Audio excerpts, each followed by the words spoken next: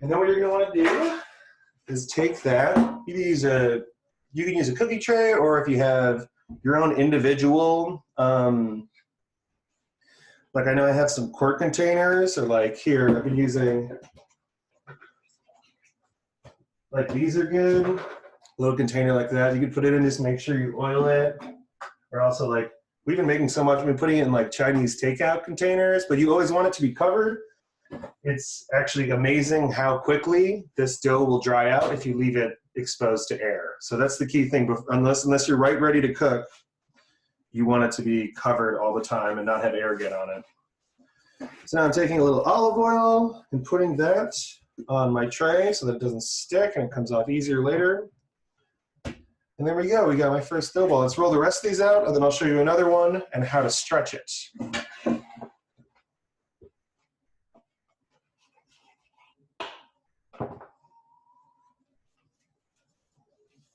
So yeah, and again, this will be redundant, but just maybe the more that you see it, the more you can look back and try to see what I'm doing. I don't even know how to really describe what I'm doing. It's kind of just muscle memory for this stage. It kind of looks like you're tucking it in and like over and over and over. Exactly, yeah. I'm like tucking it with my pointer finger and then sealing that tuck into its undercarriage with my thumb. And then I'm putting all that down and the smooth side up, and then just kind of rolling it around. And then again, we end up with this beautiful thing. Oh wow, I'm not even measuring these. They look like they're coming out even. That's amazing. All right, another one here. Yeah, there's no pressure at all.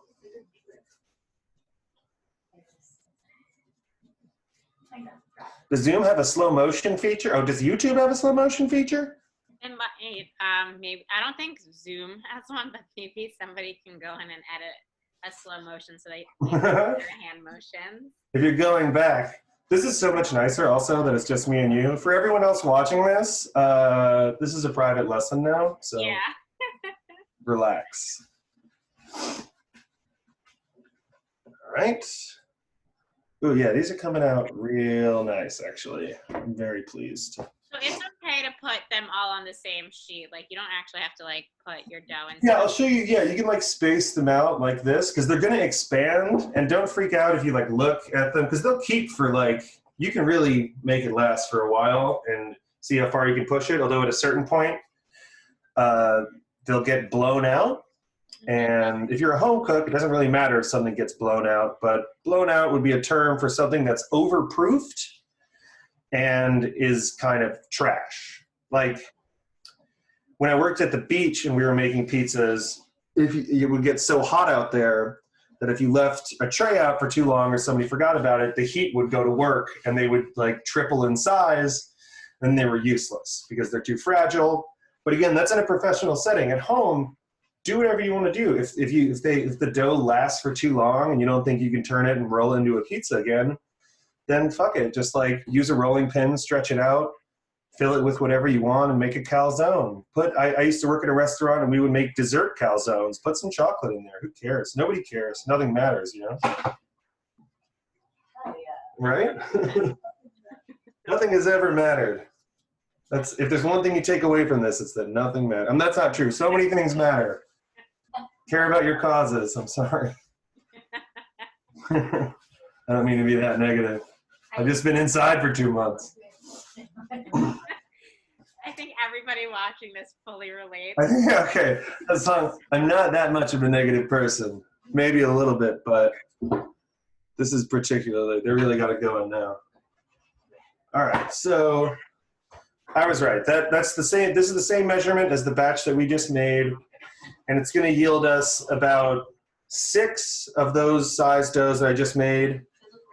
And then, thank you. And then also, this is another thing we do. This one's a little small, and you can actually take another piece off, take it, put it right in here, fold it on top of it, and then after like a day of all this hanging out, or even just an hour or two, they'll fuse together. They'll all become one. That won't be a loose piece in there anymore. So if you ever want to make it bigger, I can't tell you how much time I would spend during prep work and throwing a piece of dough onto a scale and seeing it was however many grams under and then estimating a cut and just adding it. Totally fine, totally works. All right, here we go. Now we have our beautiful dough balls, and we're gonna use our awful cling wrap again and do the same thing we did with that big boy.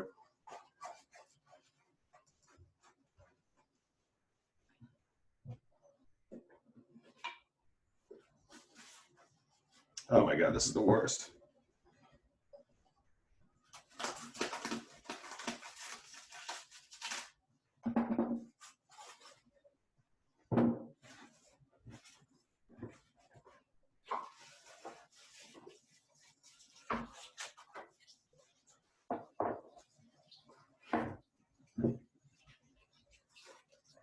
Can people use tinfoil if they don't have saran wrap, or They could. I mean, this is definitely better. It keeps them more airtight. But yeah, you can use whatever. I mean, like if you're using bread and you're proofing things, then you literally just want to use like a cloth. So you still want air to get in there. That's because you really want it to blow up. This you don't. Like after we do all this, I mean, like I said, this is almost 48 hours of proofing. So after 48 hours of proofing, what we want to do is stop that process. We don't want it to proof anymore. We're done with that. So we're going to put it in the fridge and keep it cold. Let's see, that should be good for now. I'll tighten it up later. All right, back those in the fridge.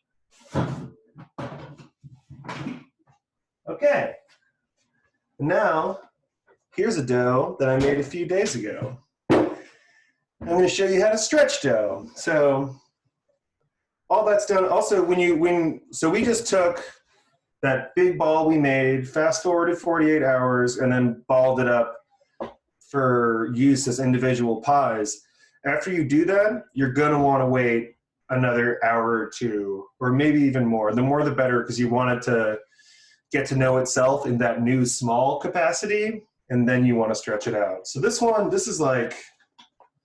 got to be like 72 hours. So this is more to show you technique and how to stretch, but I don't think your dough is going to be this difficult to work with. Actually, I'm not sure how this will go. We'll see. Okay, more flour. All right. It's also very wet. So first things first, when you're taking your dough, so this is obviously like a square right now because it came out of this container. It's better to use circular containers or to put them in balls on your sheet tray. And when you remove those, like say they got stuck together on the tray because they proofed and expanded, which will happen, then what you do is in between each dough, you'll be able to see where the line is, separate them, and then also separate them from the corners of the sheet tray, and then pull them up as quickly as possible, and they should come out. What you don't want to do is extend it and pull it in different directions, because whatever shape you get when you take it out of the tray that it's been in, if it's not a circle, like this is a square, I'll be able to get it back to a circle, but if you don't keep that circular shape from the get-go, it's going to be really hard, especially if you're not experienced, to get the circle back. So you're going to want to keep the circle as long as possible. So what I'm doing now, I'm kind of stretching this. I'm using my finger. How's the best way to see that? Using my fingers to make a little crust here. I mostly use these two fingers and a little bit of these, and I kind of go around the outside.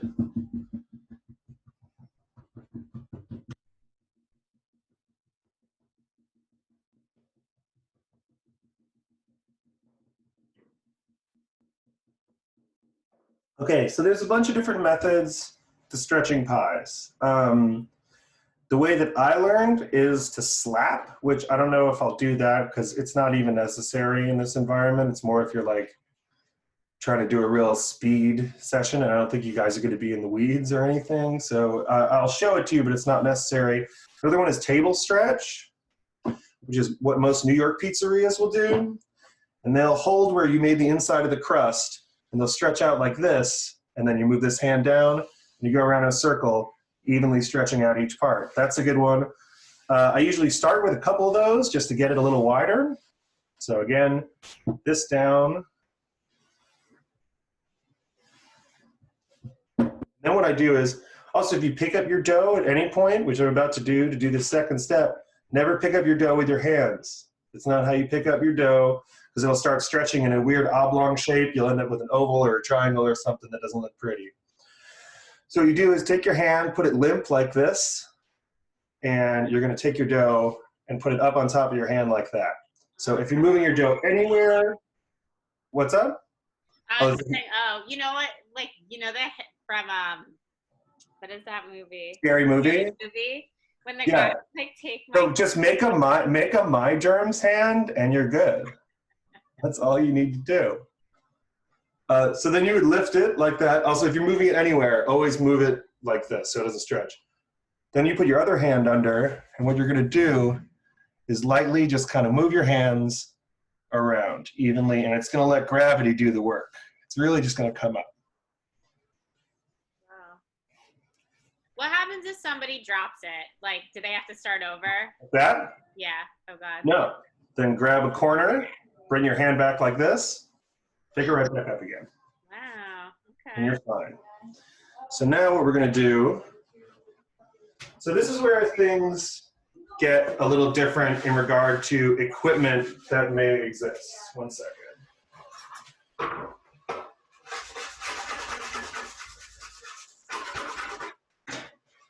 Pardon the peel, I've been making a lot of pizzas. Shout out to Sarah for the peel. So this is a pizza peel. This is what you use to load pies in and out of the oven. If you have a pizza stone, since before this video started, I've had my oven up at its top notch, like as high as it goes, like it's 550, and the pizza stone is on the very bottom rack. So that's gonna heat up as much as possible, because a regular oven won't really conduct heat in a way that you want.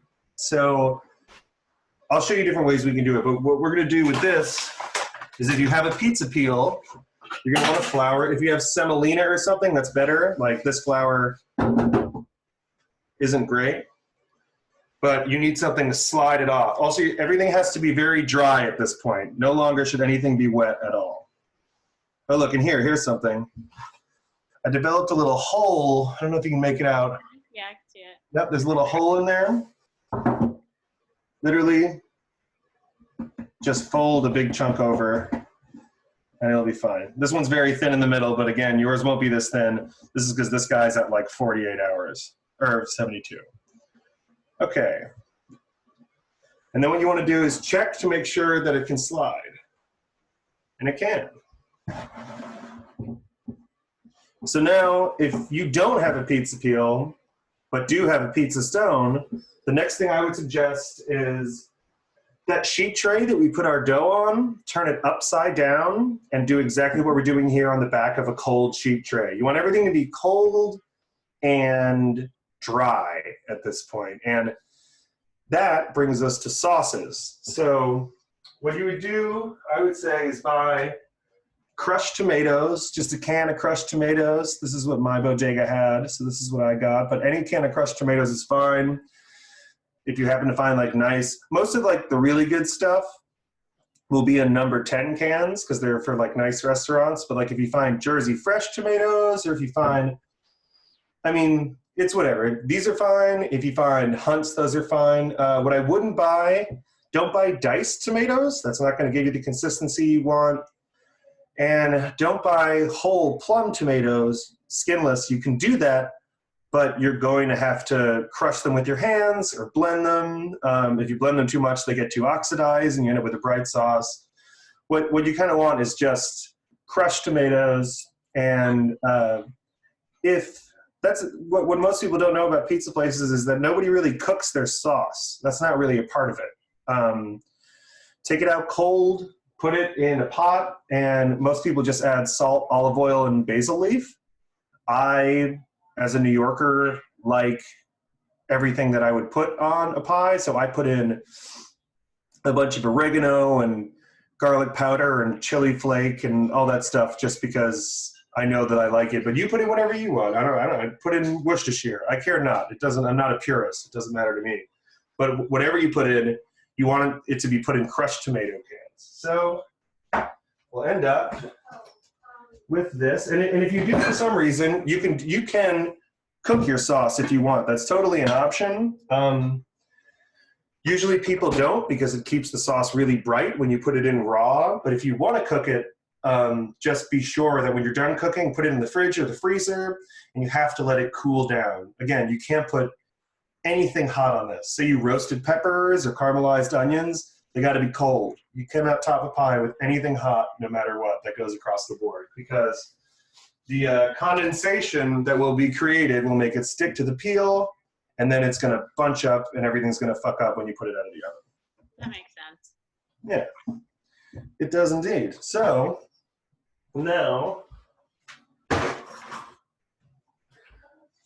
we're going to take this sauce I made a few days ago, which you'll see the crushed tomato. It comes out, where's the good light? Nowhere. It comes out pretty thick, especially if it's been in the fridge, it's a little thicker.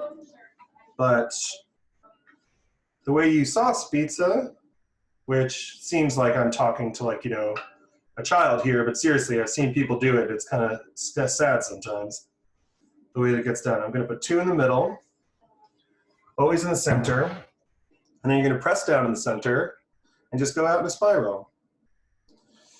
And that way you have much more control over where it's going. Also, another really good tip, you don't want sauce in the center, really. You would start there and you'd circle out. But what you want is less there, because that is going to be the thinnest part of your pie, and that is going to be the part that's going to end up getting a hole in it if it gets too much moisture on it while it's cooking and it has too much weight. And then after that, hit it with a little salt. What every New York pizza place does, which most people don't think to do, is Parmesan. You got to hit it with Parmesan before you put anything else on. I don't have any, but we have some Asiago, which I also like, and it's salty, so we'll do a little bit of that. You want about that layer, I'd use Parmesan. And then it comes to a point where you have to decide, am I going to be using low moisture, which we've been like going to Food Town and just getting these large things of low moisture mozzarella. Not necessarily the best quality mozzarella. If you really want to ball out, I'm sure you could find a place. But then again, if we were living in a perfect world, everything, pardon me, would be open. And I'd tell you to go to Rosso's on 13th. But I can't tell you to do that because it's probably closed. So whatever you can get from your local supermarket works. But I will say, if you're going to use, so this is low moisture. This is the kind of mozzarella you would use on like a New York pie. You can get a pie from Joe's that's low moisture. If you were to get high moisture, which is like fresh mozzarella, which the word fresh can obviously be enticing and make you think, oh, this is better because it's, you know, freshly made. It's more that it has a way higher moisture content. So this kind of cheese, you can kind of spread out all across the pie, right? If you were to do that with high moisture mozzarella, like if you bought a ball of Bel Gioioso or something like that, then you're going to really want to put maybe 5 pieces around and 1 in the center, because that's going to melt out and have a lot of water content. If you were to cover your pie with that, like I'm covering this pie with this cheese, you're going to end up with a soggy mess, and it's going to be disgusting. So, again, we're going to check for movement. Great. And then we're going to move you so you can see the final thing, which is putting it in the oven. Hold on. Let me just drop all my change. Great.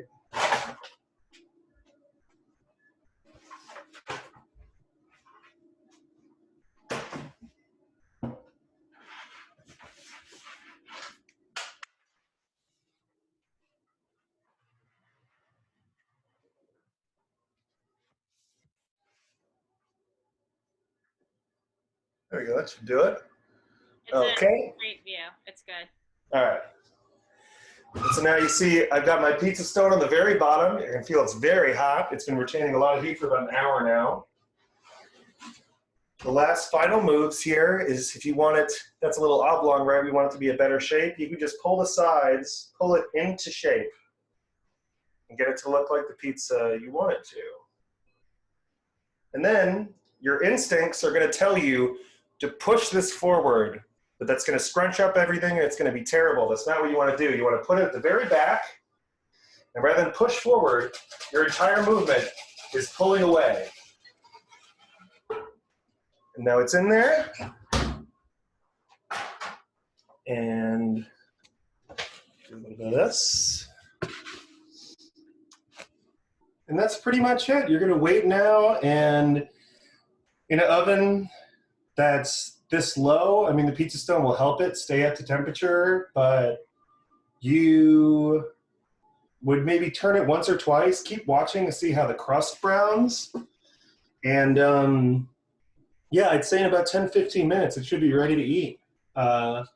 Pull it out. Another good tip, I think, to get an optimal tasting pizza is when it comes out of the oven, then put it on, like, you know, these like star racks you have here on top of your burners. Put it directly on that, because the heat from it cooking is going to make the bottom of that crust so hot that if you put it on a surface where the heat can't escape, it's going to steam itself and you're going to get floppy, soggy pizza.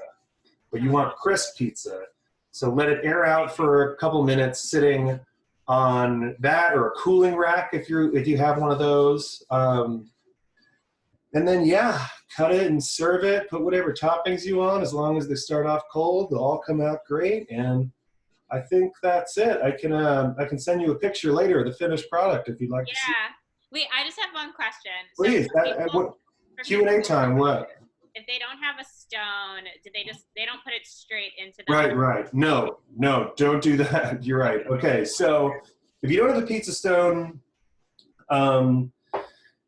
it's difficult, but what I've always done is taken a cookie tray like that, and I don't make it a square, although you could do that. There's two ways to do it. You could stretch the dough out, like cut a big piece and stretch it all out to all the corners and make a square one. Okay. Which if I were to do that, I would pre-bake it on the cookie sheet until it gets a little bit of color, then take it out, like give it a par bake, and then cover it with sauce and cheese, and then cook it. And then no matter what, the bottom is kind of going to be a little soggy just because of the way that a cookie tray will cook things that are that large. If you're doing the square one, I would, when it looks done, take it out, spatula it off the cookie tray, and then just put it on its own flat onto a rack. Okay.